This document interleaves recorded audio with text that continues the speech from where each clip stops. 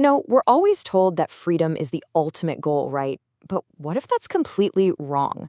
Today, we're digging into a pretty radical idea that the real key to a good life isn't more freedom, but, well, less of it. The idea that we might actually need other people, some kind of external control, to save us from ourselves. It's a challenging thought for sure, and it's born from a story of total and utter collapse. Let's get into it. So, where in the world does an idea like this even come from? Well, it starts with a disaster. To really get the argument for control, we first have to look at the absolute chaos that comes from having none at all. And the author kicks things off with a deeply personal cautionary tale. Wow. I mean, it doesn't get much more blunt than that, does it? This isn't just some abstract theory, it's a confession, and it's rooted in a real-life catastrophe. And you gotta pay close attention to that one phrase, my brain tricked me. That's the core idea we're gonna keep coming back to. This notion that our own mind can be its own worst enemy. So the chase for absolute freedom, for not having to answer to anyone, it led directly to ruin. He lost his job, his relationship, his car, everything, and he pins the blame on one single thing. Nobody was there to control my mind. This frames the problem not as a lack of motivation, but as a critical lack of any external checks and balances. This whole story just forces you to stop and ask a really unsettling question.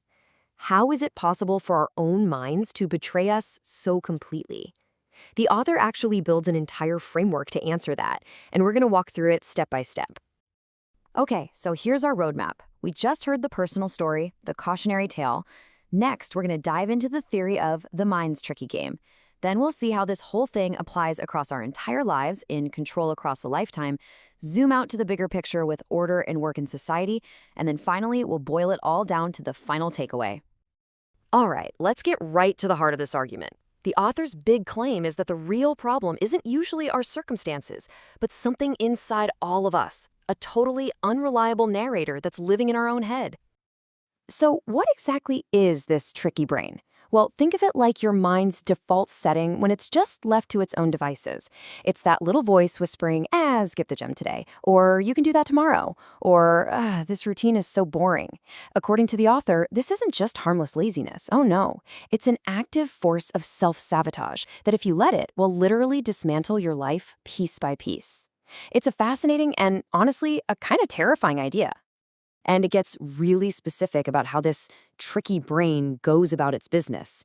See, it's not just about making a few bad choices. It's the part of you that puffs up with arrogance, that indulges in emotional tantrums, and that systematically destroys the good habits you're trying to build. We're talking about a pattern of self-sabotage so deep that, in the author's own words, it can make you feel insane.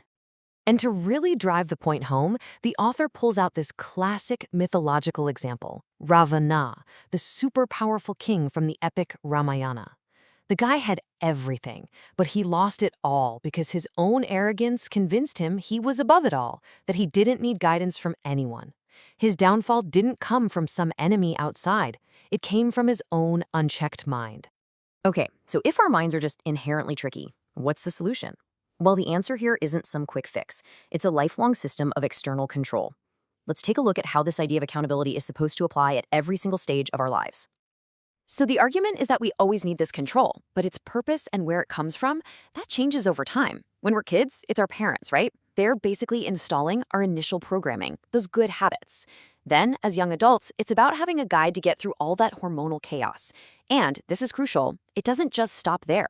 In adulthood, the role shifts to partners, maybe even our kids, who provide that external balance as our minds get older and face totally new challenges. The author puts a really special emphasis on adulthood. A partner, in this framework, isn't just for love or companionship. Nope, they play a critical, almost functional role. They're there to balance our mental energies, to act as that essential check against the tricky brain and stop it from driving us off a cliff. Okay, now the argument gets even bigger. This isn't just about our personal relationships. The author argues that this exact same need for control and structure is fundamental to how our workplaces and our entire society are able to function. This comparison is pretty wild. On one side, you have the structure of a regular job, which provides rules, order, and routines. But on the other side, the author paints this picture of pure entrepreneurialism as a world where, quote, nobody listens to anybody, and it just leads to arrogance and chaos. So in this view, a hierarchy isn't about oppression, it's actually a necessary shield against our own runaway egos. And now, zooming out even further, we see the argument applied to government itself. The idea is that without this huge societal-level control, law and order just falls apart. It's what keeps people from getting too arrogant and, in the most extreme cases, stops us from literally fighting and killing each other. It's presented as a basic, non-negotiable requirement for our survival. The author even points to a modern story for this, from the TV show The 100. There's this situation where survivors are trapped in an underground bunker, and the character Octavia is forced to take control. She doesn't even want the power, but it becomes the only way to create order and stop everyone from killing each other over the few resources they have. It's a perfect little parable of control being this necessary, often unwanted burden you take on for the survival of the group. So, after this whole journey, from personal ruin all the way to societal order, what's the ultimate takeaway? What, according to this source, is the very essence of what we need to just exist successfully? And there it is, the core thesis, boiled down to a single sentence. The argument is that some kind of external control isn't just a nice to have, it's essential. It's the fundamental thing that stops our own tricky brains from driving our lives and society itself completely south and wrong.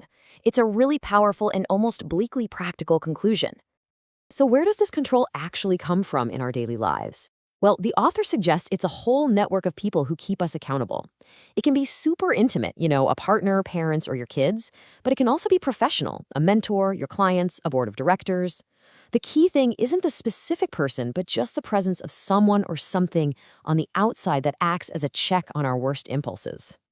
We started this with a story of personal ruin, of a life just spiraling completely out of control. And that really painful experience is the foundation for this entire argument, that external control isn't a sign of weakness at all, but a fundamental necessity for a stable life. And so the final takeaway is really a question that we're all left to answer for ourselves. Looking at your own life, who or what keeps you in check?